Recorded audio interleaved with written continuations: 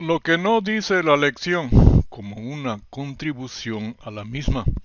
El libro de Juan, signos de divinidad, lección 2. Moisés al escribir el Génesis utiliza la palabra Elohim para Dios, que traducido es el omnipotente, el todopoderoso. En esa palabra está todo lo que es Dios. Juan al escribir su libro utiliza logos para Dios, que significa palabra. El cucharón saca lo que la olla tiene. Dios mismo se hizo carne. Pero los críticos, entre comillas, la tradujeron como verbo. En una oración entre el sujeto, el verbo y el predicado, ¿cuál es el más importante? Indudablemente el verbo. Y esta no era la intención de Juan. Los judíos le preguntan si eres el Cristo, es decir, el Mesías, dínoslo abiertamente. Jesús le respondió, os lo he dicho y no creéis. Las obras que yo hago en nombre de mi Padre, ellas dan testimonio de mí. Pero vosotros no creéis porque no sois de mis ovejas como os he dicho. Mis ovejas oyen mi voz y yo las conozco y me siguen. Y yo les doy vida eterna y no perecerán jamás, ni nadie las arrebatará de mi mano. Mi Padre que me las dio es mayor que todos, y nadie las puede arrebatar de la mano de mi Padre. Yo y el Padre uno somos. Recordemos que el libro de Juan se escribe muchos años después que la de los otros apóstoles. Dice de esta manera en Mateo. Cuando anochecía se acercaron a él sus discípulos diciendo, el lugar es desierto y la hora ya pasada. Despide la multitud para que vayan por las aldeas y compren de comer. Jesús les dijo, no tienen necesidad de irse, dadle vosotros de comer.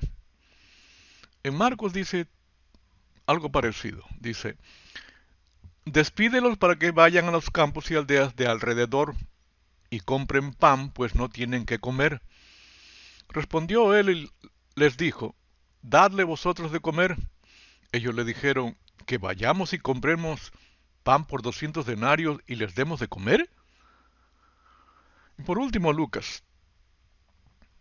Pero el día comenzaba a declinar y acercándose los 12 le dijeron, despide a la gente para que se vayan a las aldeas y campos de alrededor y se alojen y encuentren alimentos, porque aquí estamos en lugar desierto. Él les dijo, dadle vosotros de comer. Y dijeron ellos, no tenemos más que 5 panes y 2 pescados, a no ser que vayamos nosotros a comprar alimentos para toda esta multitud. Dadle vosotros de comer es la orden, y si se les ordena, pueden hacerlo. Ya habían sacado demonios, ya habían sanado por la potestad que se les había conferido. Juan hace énfasis en lo que Jesús va a hacer, como en las bodas de Caná. Dice, cuando alzó Jesús los ojos y vio que había venido a él gran multitud, dijo a Felipe, ¿de dónde compraremos para que coman estos? Pero esto decía para probarle, porque él sabía lo que había de hacer, mostrar así su gloria y poder. Esto impresiona la mente de ellos, a tal punto que lo quieren hacer rey. Recordemos que el libro de Juan fue escrito para contrarrestar la influencia del gnosticismo en la comunidad cristiana. Pablo dice, la cual profesando algunos se desviaron de la fe. Es por ello su énfasis de explicar la divinidad de Jesucristo, por su relación como hijo con el Padre.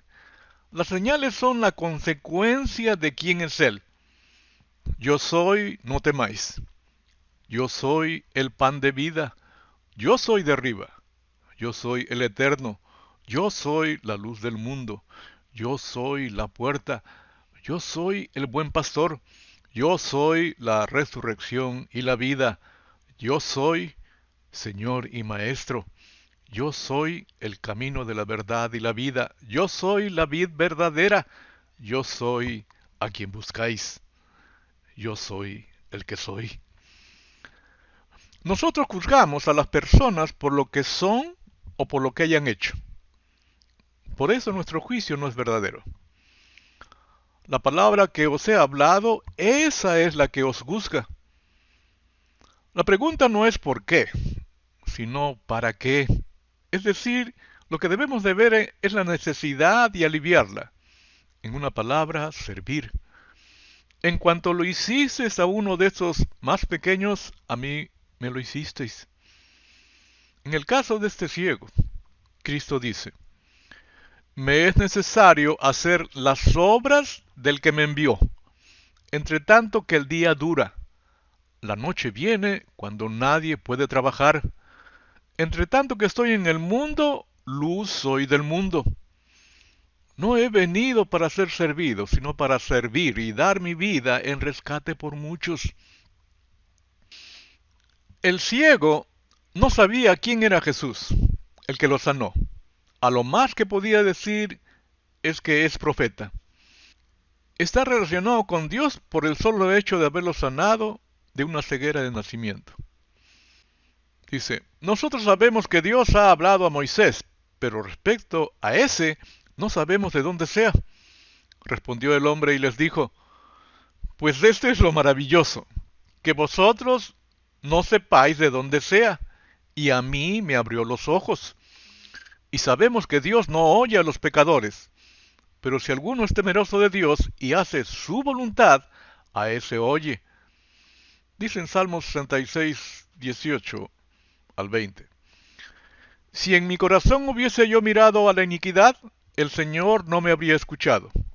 Mas ciertamente me escuchó Dios, atendió a la voz de mi súplica. Bendito sea Dios que no echó de sí mi oración, ni de mí su misericordia. Desde el principio no se ha oído decir que alguno abriese los ojos a uno que nació ciego. Si éste no viniera de Dios, nada podría hacer. Respondieron y le dijeron, tú naciste del todo en pecado y nos enseñas a nosotros. Y le expulsaron. Y todo esto sin conocer quién es Jesús. Arrostra la expulsión de la iglesia de las ovejas perdidas de la casa de Israel. Pero esto es lo maravilloso al expulsado. Cristo lo llama a pertenecer a su reino, de cual es rey. Dice, oyó Jesús que le habían expulsado, y hallándole le dijo, ¿crees tú en el Hijo de Dios? Respondió él y dijo, ¿quién es, Señor, para que crea en él? Le dijo Jesús, pues le has visto, y el que habla contigo, él es. Y él dijo, creo, Señor, y le adoró.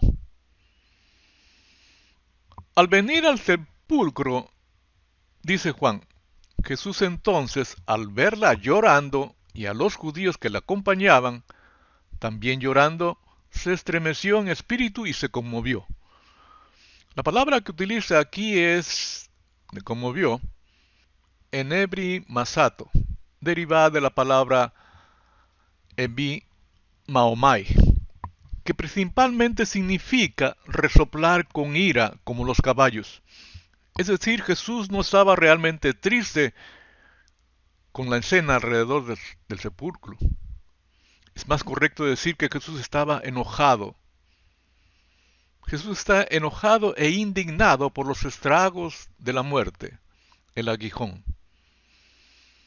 En los versos 31 y 33 menciona que están llorando y utiliza la derivación de la palabra klaio, que significa gemir fuertemente con expresiones de dolor. En el 35 dice que Jesús lloró y utiliza una derivación de la palabra dacrio, que significa llorar calmado, en silencio, profundamente conmovido. Al final, dos respuestas. Una de credulidad, que creyeron por este hecho, es el Cristo, y otros de incredulidad, y comunicaron este hecho a los fariseos y los principales sacerdotes, y los fariseos convocaron el concilio. Dice, entonces los principales sacerdotes y los fariseos reunieron al concilio, y dijeron, ¿qué haremos? Porque este hombre hace muchas señales. Es decir, daban validez a estas señales de que proviene de Dios. Si le dejamos así, todos creerán en él y vendrán los romanos y destruirán nuestro lugar santo y nuestra nación. Es decir, nos quedaremos sin seguidores y vendrán los romanos y destruirán nuestro lugar santo, es decir, la fuente de su poder, los servicios en el santuario. Tener en sus manos la vida y la muerte de las personas mediante los servicios en el santuario. Como algunos hacen en la actualidad, impiden que vayan a la cruz para arrepentirse, impiden que participen en los servicios de la iglesia, etc. Entonces Caifás, uno de ellos, sumo sacerdote aquel año, les dijo, vosotros no sabéis nada, ni pensáis que nos conviene que un hombre muera por el pueblo, y no que toda la nación perezca. Y aquí dice la escritura que profetizó. Hasta aquí nuestra contribución a la lección.